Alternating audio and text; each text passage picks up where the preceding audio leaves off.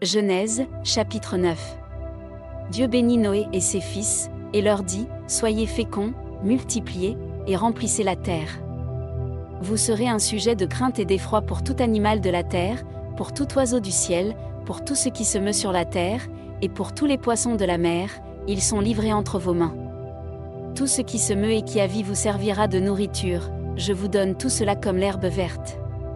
Seulement, vous ne mangerez point de chair avec son âme, avec son sang.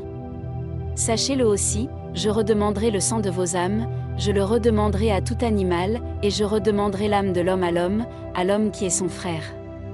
Si quelqu'un verse le sang de l'homme, par l'homme son sang sera versé, car Dieu a fait l'homme à son image. Et vous, soyez féconds et multipliez, répandez-vous sur la terre et multipliez sur elle.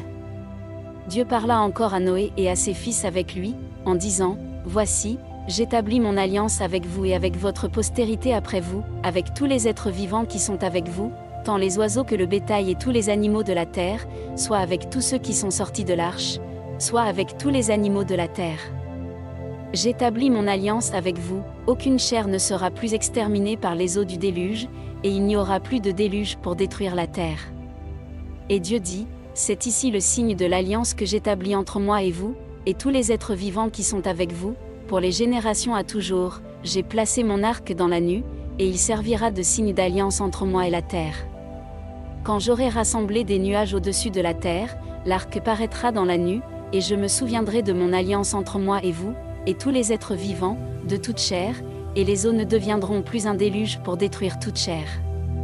L'arc sera dans la nue, et je le regarderai, pour me souvenir de l'alliance perpétuelle entre Dieu et tous les êtres vivants, de toute chair qui est sur la terre. Et Dieu dit à Noé, tel est le signe de l'alliance que j'établis entre moi et toute chair qui est sur la terre. Les fils de Noé, qui sortirent de l'arche, étaient Sem, Cham et Japhet. Cham fut le père de Canaan. Ce sont là les trois fils de Noé, et c'est leur postérité qui peupla toute la terre. Noé commença à cultiver la terre, et planta de la vigne. Il but du vin, s'enivra, et se découvrit au milieu de sa tente. Cham, père de Canaan, vit la nudité de son père, et il le rapporta dehors à ses deux frères. Alors Sem et Japhet prirent le manteau, le mirent sur leurs épaules, marchèrent à reculons, et couvrirent la nudité de leur père, comme leur visage était détourné, ils ne virent point la nudité de leur père. Lorsque Noé se réveilla de son vin, il apprit ce que lui avait fait son fils cadet. Et il dit, maudit soit Canaan. Qu'il soit l'esclave des esclaves de ses frères. Il dit encore, béni soit l'Éternel, Dieu de Sem, et que Canaan soit leur esclave. Que Dieu étende les possessions de Japhet, qu'il habite dans les tentes de Sem, et que Canaan soit leur esclave. Noé vécut, après le déluge, 350 ans. Tous les jours de Noé furent de 950 ans, puis il mourut.